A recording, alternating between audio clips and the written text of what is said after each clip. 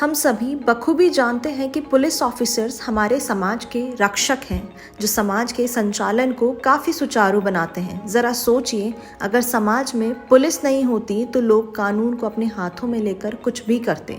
किसी भी देश एवं वहाँ की कानून व्यवस्था की नींव वहाँ की पुलिस होती है।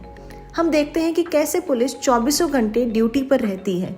चाहे कोई भी दिन, त्यौहार या छुट्टी हो, वे हमेशा ड्यूटी पर रहते हैं। ये भूमिका निभाना कठिन है, लेकिन वे इसे अच्छे से निभाते हैं। कानून की रक्षा करना कोई आसान काम नहीं है, और आज हम रूबरू होंगे उनसे जिन्होंने अपने रास्ते खुद चुने और हर परिस्थिति में डटकर मुकाबला किया। जी हाँ, बात कर रहे हैं 1993 बैच के IPS ऑफिसर सुनील दत्त जी की, जिनका जन्म हुआ पंजाब के जलंधर के मसानी गांव में, जो वर्तमान में ADG पुलिस हैं और जयपुर कमिश्नरेट के इंचार्ज हैं। He is a man who loves life. Donning the uniform had been his aspiration as a child. After graduating in commerce and obtaining an MBA degree from Punjab University, Chandigarh, he got selected for the Indian Police Service in 1993. His policing style has not always been of wielding the stick. Regardless of where he was posted, he led his teams with Community Connect initiatives. His tenure as Additional Director General of Police Telecommunications saw the transition of Rajasthan Police from analog to digital technology. His uniform was embellished with the President's Police Medal for Outstanding Police Service in the year 2009. He has been chosen for the President's Police Medal for Distinguished Service on the eve of Independence Day 2020. His family has been a pillar of strength throughout his career. ये आज में जीने में यकीन रखते हैं। He believes in the saying, समय इंसान को सफल नहीं बनाता, समय का सही इस्तेमाल इंसान को सफल बनाता है। आइए मिलते हैं IPS सुनील दत्त जी से, जिनका काम उनकी पहचान है और आज अनेकों के लिए ये मिसाल है।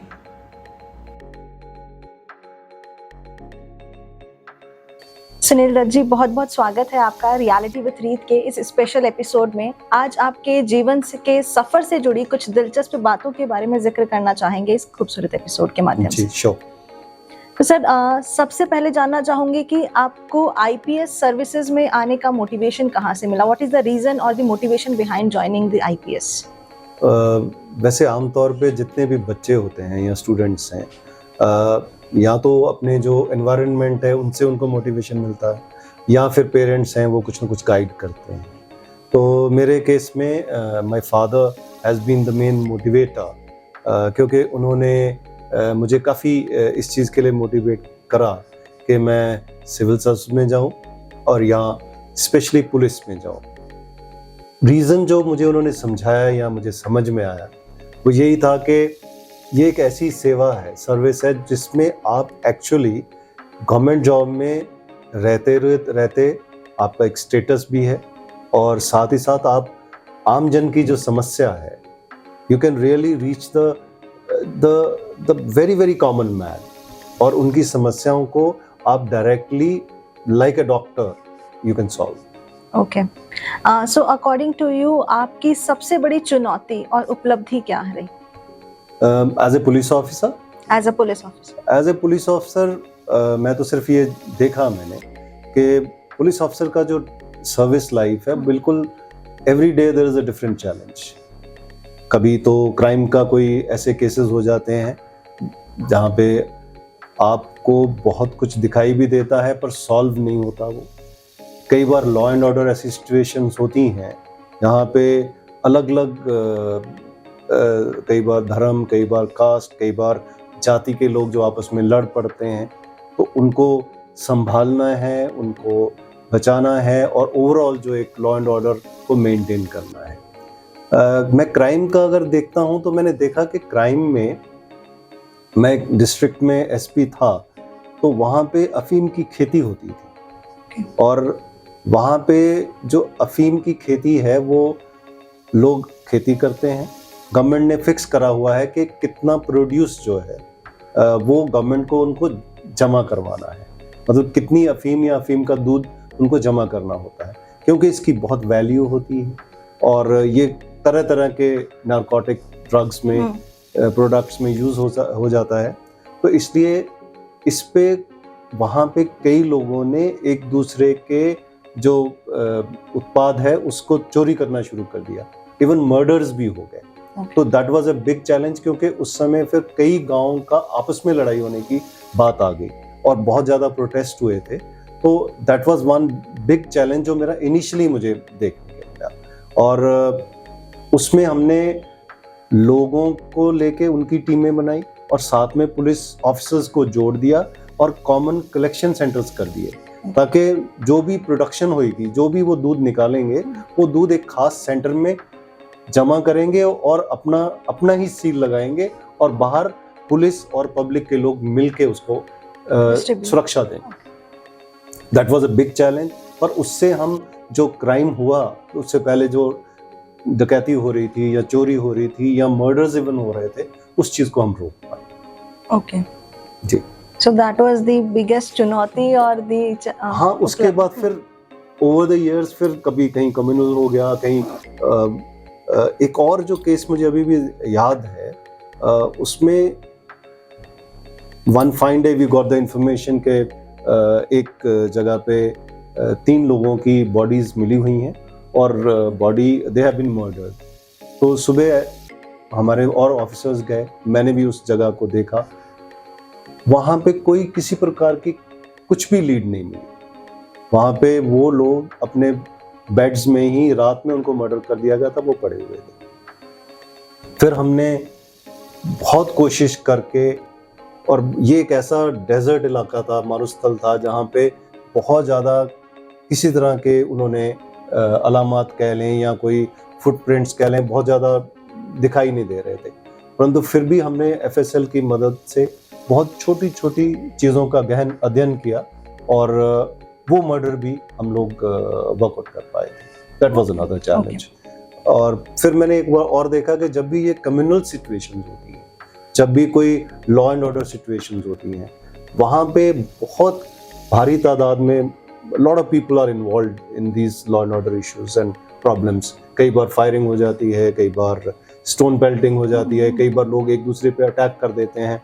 तो एज पुलिस ऑफिसर हमारा रोल ये रहता है कि हम लॉ एंड ऑर्डर को मेंटेन करें, जो कल्प्रिट्स हैं, जो दोषी हैं, उनको हम बुक करें, और जो आमजन है उनका ध्यान दें और उनकी प्रॉपर्टी का ध्यान दें। ओके तो सर, अगर बात करें कि अभी तक के सफर का सबसे डिफिकल्ट केस की अगर हम बात करें, तो वो आपके अकॉर्डिंग कौन सा रहा? डिफिकल्ट केस में तो आई वुड से कि ये जो मैंने मर्डर, ब्लाइंड मर्डर्स काफी सारे हुए, बट ये वाला काफी डिफिकल्ट था, जो ये मैंने जो डेजर्ट में 3 लोगों का जो मर्डर हो गया। ओके तो सर, अगर हम बात करें पूरे ओवरऑल सिनेरियो की, तो ये आपकी लाइफ का लाइक डिफिकल्ट और कह सकते हैं कि सबसे ज्यादा चैलेंजिंग जिसको आपने केसेस बताए उनमें से ये रहे हैं। जी।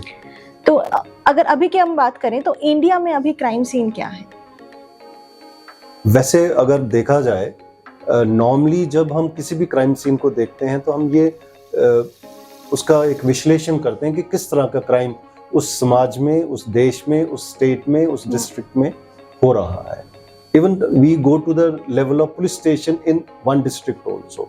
तो इस केस में भी हमने जो देखा है कि ट्रेडिशनली जो इंडिया का क्राइम है, वो हम उसको देखते हैं कितने मर्डर्स हो गए, या राजस्थान का क्राइम है उसमें कितने मर्डर्स हो गए, कितनी चोरी हुई, अटेम्प्ट टू मर्डर्स कितना हुआ, कितनी बर्गलरीज हो गई, कितने रेप हो गए, कितने क्राइम अगेंस्ट विमेन हो गए, या फिर छोटे मोटे जो क्राइम हो गए या एक्सीडेंट्स कितने हो गए।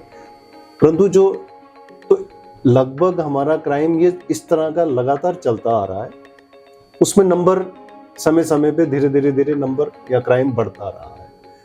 अभी जो एक ट्रेंड चेंज हम देख रहे हैं in India and I think everywhere, वो साइबर क्राइम की बात है, जिसमें ये है कि क्योंकि आम आदमी जो है उसके पास एक स्मार्टफोन है, सबके पास इंटरनेट है, सब कहीं से भी किसी को अप्रोच कर सकते हैं, और बहुत सारी ऐसी जो सर्विसेज हैं, वो सर्विसेज जो हैं वो हम लोग वाया इंटरनेट लेते हैं, पैसे का लेन देन वाया इंटरनेट हो रहा है, एक दूसरे को धमकाने की बातें वाया इंटरनेट हो रही है।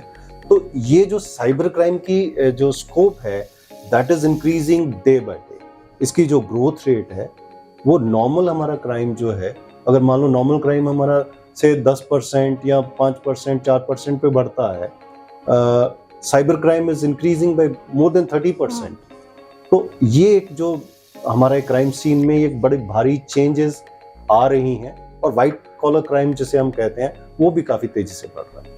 तो किस तरह से पहचान हो पाती है कि यही क्रिमिनल होगा? किस तरह से लोगों को पहचानते हैं? क्या क्या साइंस होते हैं? एक्चुअली पहले तो इट वाज इजी।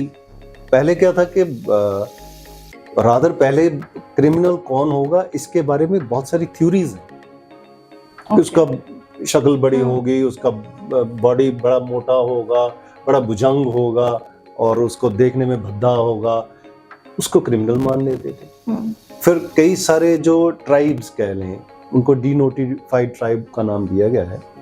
तो कई सारे ऐसे लोग थे कि साहब ये पर्टिकुलर कम्युनिटी या ट्राइब है, ये फलां गांव में रहते हैं और ये क्राइम करते हैं।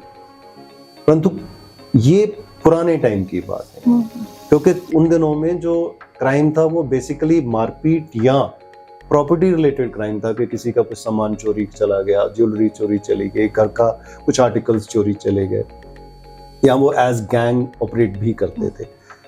आज का जो क्रिमिनल है वो वाइट क्राइम भी करता है, वो चीटिंग भी करता है, वो आपको एक फ्लैट को 10 लोगों को भी बेच देता है, वो एक प्लॉट के 4-4 पट्टे भी दे देता है। आज का जो क्रिमिनल है वो अपने घर में बैठ के एक छोटा सा अकाउंट, फेक अकाउंट खोल के दूसरे आदमी से एक्सटॉर्शन भी कर रहा है। आज का जो क्रिमिनल है वो कोई एक फेक आईडी से लेके कहीं ना कहीं से वो दूसरे को ल्योर करता है और उससे उसके ओटीपीज ले लेता है और पैसे ट्रांसफर कर लेते हैं, और कहीं ना कहीं पे वो पैसा निकालता है, चीट करता है। मेरे कहने का मतलब यह है कि आज जो क्राइम है हमारे साथ बैठा कोई आदमी भी हो सकता है या कोई औरत भी हो सकती है। तो क्राइम का अब डिफाइन करना कि क्रिमिनल कैसा होगा थोड़ा सा डिफरेंट। मतलब कह सकते हैं क्रिमिनल्स टाइम के साथ और ज्यादा स्मार्ट हो गए हैं। क्रिमिनल्स बहुत ज्यादा स्मार्ट हो गए। रादर ये है कि वो कई सारे क्राइम तो पहले वो करते हैं तो नया ढंग ढूंढते हैं, पुलिस तो उसके बाद स्टेप लेटर ही पिक्चर में आती है कि भाई अब हम ढूंढेंगे क्राइम हुआ कैसे और इसका सॉल्यूशन क्या है। तो पुलिस की लीडरशिप कैसे वर्क करती है सर? पुलिस लीडरशिप, देखिए पुलिस की लीडरशिप के कई लेवल हैं। लीडरशिप को आप एज एसएचओ भी लीडरशिप मान सकते हैं, एज एसपी भी लीडरशिप मान सकते हैं, एज द हायर ऑफिशियल, चाहे वो the top most official of the state जो होते हैं उनको, या बीच वाले और जो सीनियर ऑफिसर्स होते हैं। पुलिस की जो लीडरशिप है, क्योंकि police is a uniform force, तो पुलिस की लीडरशिप का ये मेन मिशन भी कह लें और मेन स्टाइल भी कह लें कि कोई भी जो as leader we have to bring in rule of law कह लें, या लोगों के मन में इस चीज को हमने पैदा करना है कि हमें एज पर लॉ काम करना है। We don't belong to any caste, we don't belong to any community, we don't belong to any religion. जो लॉ ऑफ द लैंड है, जो देश के कानून है, उसके खिलाफ कोई भी अगर जाएगा पुलिस उसके खिलाफ एक्शन लेगी। तो एज लीडर जो पुलिस लीडरशिप का हमारा जो मेन मकसद है वो आज यही है कि हम सब लोग as a team, as a force काम करें और रूल ऑफ लॉ को हम लोग एस्टैब्लिश करवाएं। ओके, तो सर ये जो ट्रिकी केसेस होते हैं, क्राइम केसेस होते हैं, इनको कैसे सॉल्व करती है?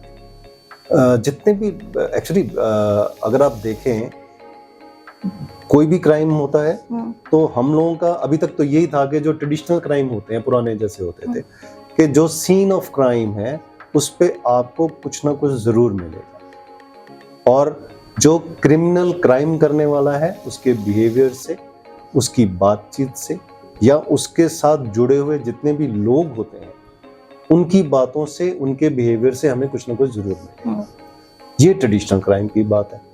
जो अभी जो हम नए क्राइम जो बिल्कुल अलग से हो गए हैं, साइबर क्राइम जिसे बात कहते हैं, इसमें अब वो लोग बात कैसे करते हैं? फोन से बात करेगा, या वो किसी ना किसी ग्रुप्स के जरिए बात करेगा, वो किसी ना किसी तरह की वर्चुअल कॉल करवाएगा, या कोई ना कोई फेक आईडी लेके फिर बात करेगा।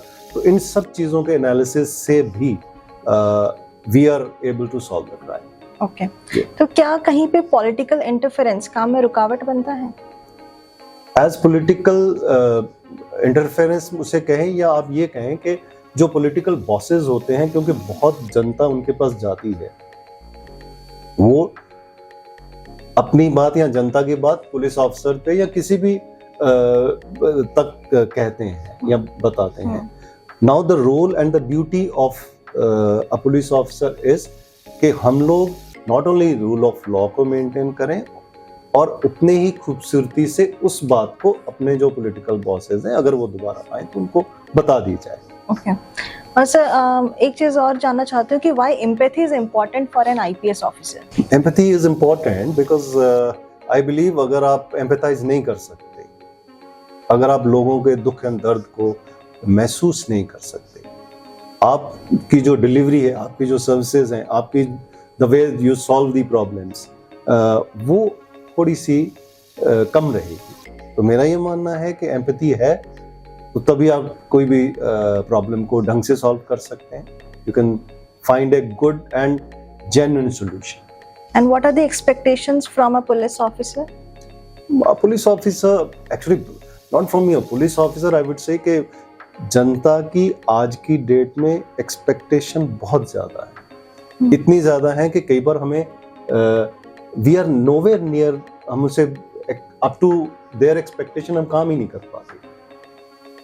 You will be surprise to know कि आज के दिन भी पुलिस के जो कंट्रोल रूम में, जो पुलिस का कंट्रोल रूम है, वहाँ पे 30 to 40% जो कंप्लेंट्स हैं वो ज़्यादातर नॉन पुलिस कंप्लेंट्स हैं. Those complaints belong to the other department.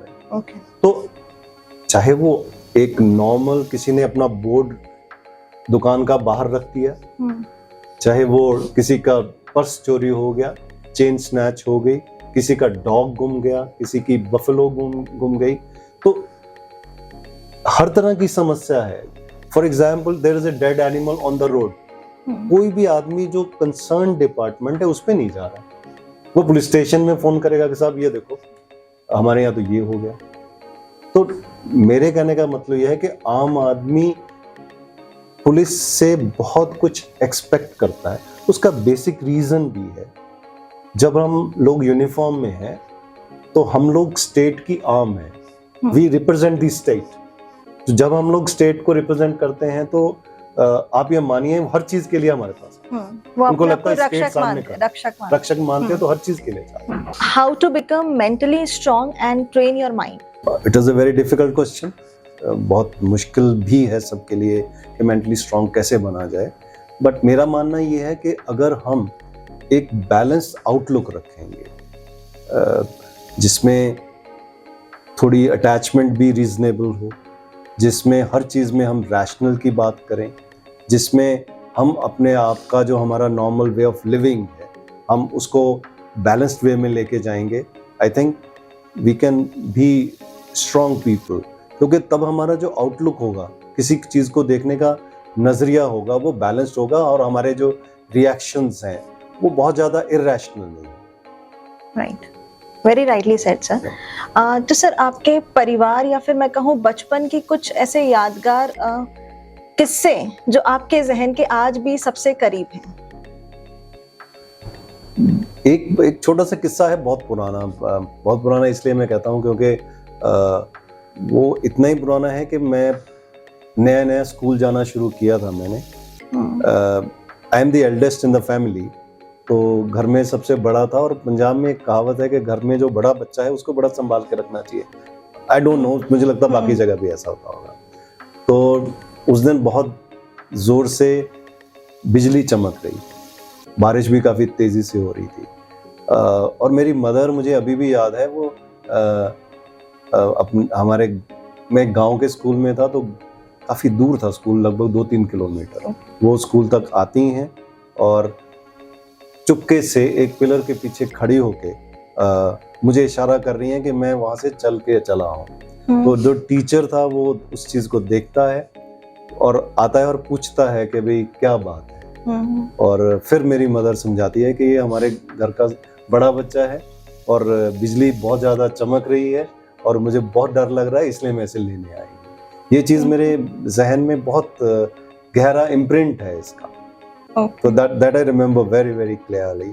और सेकंड उसी टाइम का भी एक और बात है, बड़े दिन बाद पहले एक गांव से दूसरे गांव में कई बार बस नहीं आती थी, तो we used to go to and walk till 4-5 kilometres to get on to a bus. ये भी बड़ा इंटरेस्टिंग बात है कि जब बस पहली बार हमारे गांव में आई तो गांव के हम सब बच्चे बस के पीछे रोज भागा करते थे कि अब ये बस इस समय आएगी। एवरी डे ऑल 10-15 बच्चे हम बस के पीछे भागते थे। तो ये छोटी छोटी चीजें हैं जो मजेदार भी हैं और काफी खुशी देती तो सर मिस भी करते होंगे कि मतलब अभी देखे तो अभी तो वो सब कुछ जैसे बिल्कुल गायब ही हो गया है। हाँ, वो चीजें गायब हैं क्योंकि अब हर बच्चे को बचपन के हिसाब से बहुत कुछ मिल रहा है, पर मुझे लगता है जो नए बच्चे हैं इनकी एक्सपेक्टेशन और इनकी चीजें भी बदल गई हैं। अब वो प्ले स्टेशन की बात करता है, अब वो अलग अलग तरह की उनकी चीजों की बात करता है। उन दिनों में हम था, छोटा था, पर बहुत खुशियां थी। तो जैसे प्ले स्टेशन की बात आप कर रहे हैं, स्पोर्ट्स लवर भी आप हैं जी। फैमिली के साथ भी आज तक आपने बहुत से गेम्स खेले होंगे, तो क्या वो जो रिचुअल्स होते थे कि गेम खेलना है फैमिली के साथ, वो आज भी आप करते हैं? आज भी टाइम मिल पाता है फैमिली के साथ अभी गेम्स भी कभी कभी हम लोग जब भी मौका मिलते हैं, अब तो खैर बच्चे भी बड़े हो गए और गेम्स हम अलग अलग तरह का खेल पा रहे हैं, परंतु ये है कि एक पहले हम बैडमिंटन खेलते थे हम लोग, मैं और मेरी डॉटर एक साइड में और मेरी वाइफ और मेरा बेटा दूसरी साइड में। तो बैडमिंटन हमने काफी खेली है। फिर बीच में कभी रात में आफ्टर डिनर बैठ गए तो कैरम भी खेला है, चेस भी खेली है। So that kind of game we used to play. तो सर स्पोर्ट्स क्या फिजिकली फिट होने के लिए कितना इम्पोर्टेंट है स्पोर्ट्स का रोल?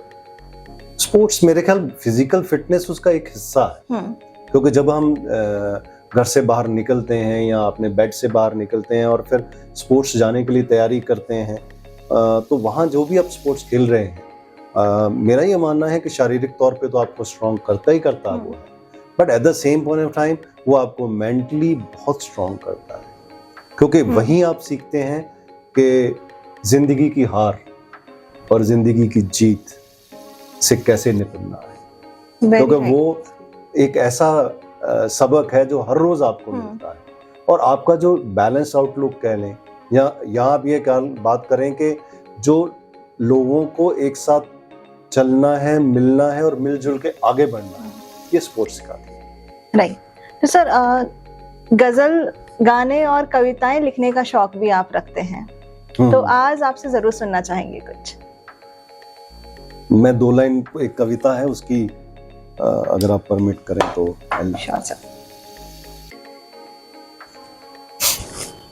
याद तो नहीं है बट आई विल। ये काफी समय पहले मैंने एक कविता लिखी थी, इसका नाम तो शीर्षक कह लें मैंने दिया है घोल। ओके। घोल इज मिश्रण, सॉल्यूशन रादर। तूने क्या घोल के पिला रखा है, तूने क्या घोल के पिला रखा है, मेरा रोम रोम चुरा रखा है।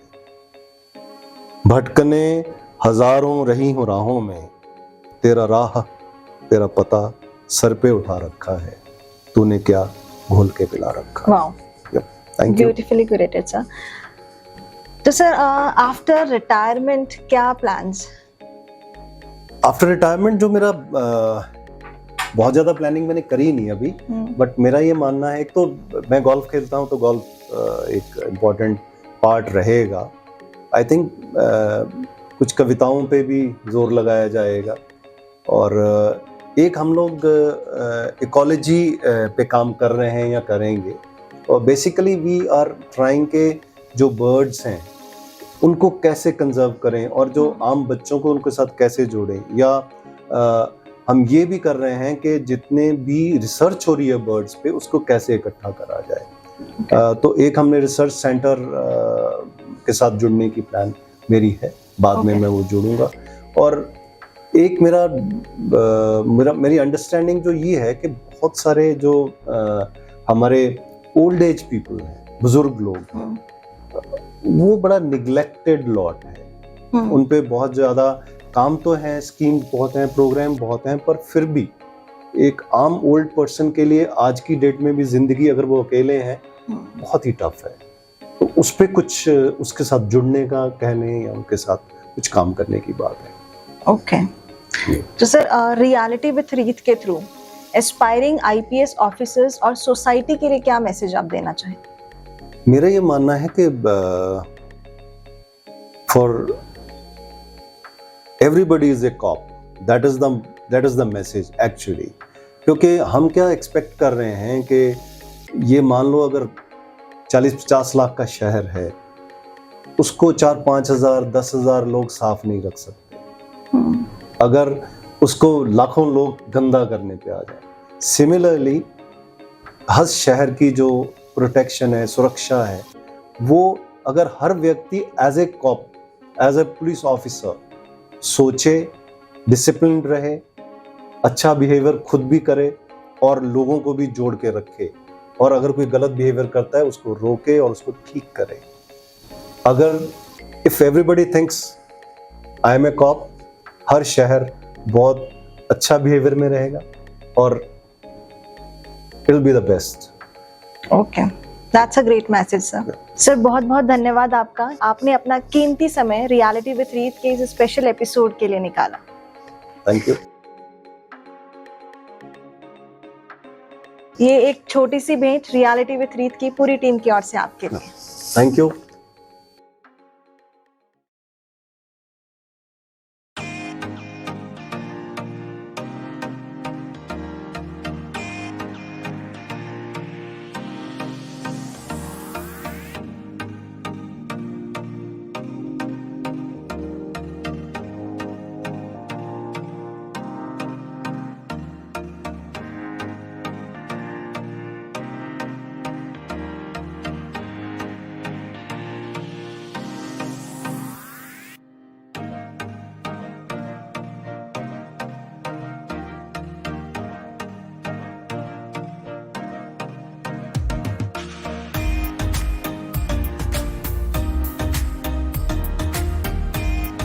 Wonderful to be part of such energizing show.